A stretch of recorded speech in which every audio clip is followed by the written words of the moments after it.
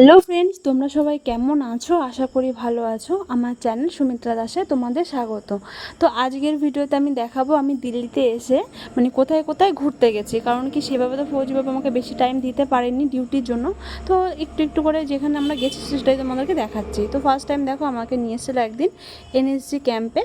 ক্যাম্পে তখন নিয়ে আসেনি, আমাকে ক্যাম্পের সামনে দিয়ে নিয়ে যাচ্ছিলো আর আমাকে দেখাচ্ছিলো ক্যাম্পটা। আর এটা হচ্ছে এয়ারপোর্ট। আমাকে ফার্স্ট টাইম আমাকে এয়ারপোর্ট নিয়ে এসেছিলো। তো এয়ারপোর্ট সত্যি বলতে আমি কখনো এয়ারপোর্ট দেখিনি, ফার্স্ট টাইমই দেখেছি। তো এই জন্য একটু তো আনন্দ হচ্ছিলো যে ফার্স্ট টাইম দেখেছি, কারণ আমি কলকাতায় কখনো যাইনি এয়ারপোর্টে। কলকাতা তো গেছি কিন্তু এয়ারপোর্টে কখনো যাওয়া হয়নি। আর সেখানে আমি তো দিল্লিতে এসে দেখলাম, খুব ভালো লাগলো। আর তারপর আমাকে আসার সময় নিয়ে এসেছিলো ওদের এনএসজি ক্যাম্পে। তো এখানে আমাকে বসার জন্য বসতে দিয়ে গেছিলো।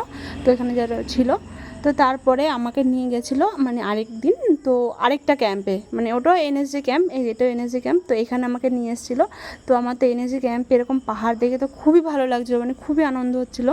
তো এখান থেকে দৃশ্যটা দেখতে খুবই সুন্দর লাগছিলো। আর তারপর আমাকে নিয়ে গেছিলো আরেকদিন লাল কেল্লাতে। তো দেখো কিন্তু এমন হয়েছে যে আমরা বেশিক্ষণ কোথাও থাকতে পারিনি, যেখানেই গেছি বেশি আধ ঘন্টা কি 10 মিনিট এইভাবে টাইম কাটাতে পেরেছি। তো আমার তো লাল কেল্লা দেখলাম ফার্স্ট টাইম চোখের সামনে, তো খুব ভালো লাগলো দেখে। আর এটা হচ্ছে দিল্লি রোড।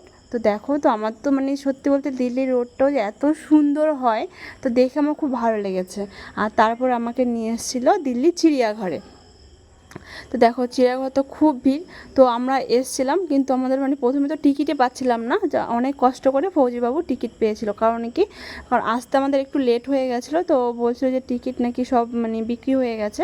তো তবুও ফৌজিবাবু অনেক চেষ্টা করে, তারপরে দুটো টিকিট পেলো। তো যার জন্য আমরা ভেতরে ঢুকতে পেরেছি, না হলে আমরা ঢুকতে পারতাম না, আমাদের আর দেখা হতো না।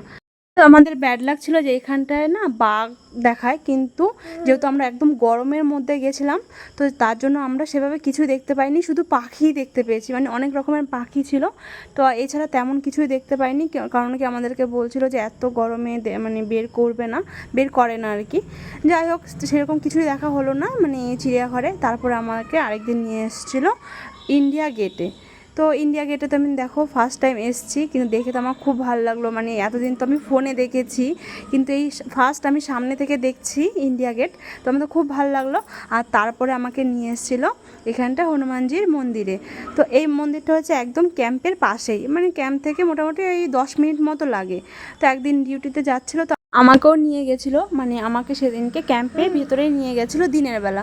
তো একবারে আমার মন্দিরটাও দেখা হয়ে গেছিলো আর ক্যাম্পেও আমি গেছিলাম, তো সেটা তোমাদেরকে পরে দেখাচ্ছি।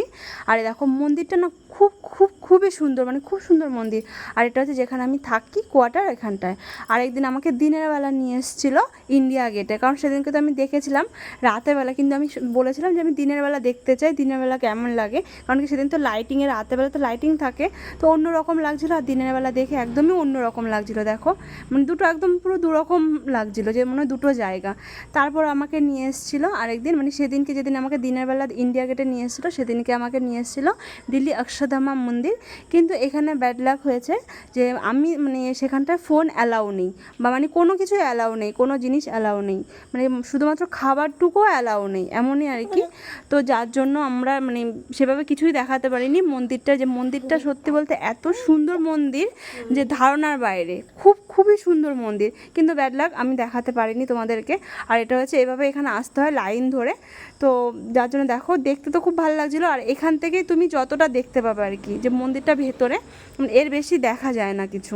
তো আমি তবু বাইরের সিনটা একটুখানি দেখালাম। আর তারপরে আমাকে নিয়ে এসেছিলো, আমি যে বললাম না আমাকে আরেকদিন এদের ক্যাম্পে নিয়ে এসেছিলো এনএসজি ক্যাম্পে, তো সেদিনকে আমাকে দিনের বেলা নিয়ে এসেছিলো। তো আমি দিনের বেলা আমাকে দেখালো। আর এটা ছিল তিরঙ্গা। তো দেখতে তো খুবই ভালো লাগছিলো, অনেকটাই বড় ছিল। আর খুবই ভালো লাগছিলো দেখতে, দেশের পতাকা বলে কথা, ভালো তো লাগবেই, তাই না?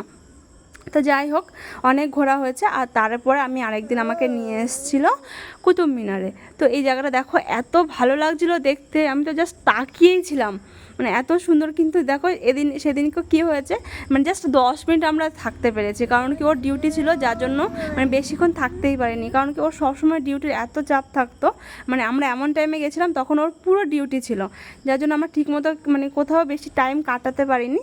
যেখানে যেতাম হয়তো 10 মিনিট কি আধ ঘন্টা, এর বেশি টাইম কাটাতে পারিনি। তো যাই হোক, আর এটা ছিল আমাদের যেখানে আমি থাকি কোয়ার্টার, এটা হচ্ছে রাতের সিন। ভিডিও এখানেই শেষ করলাম।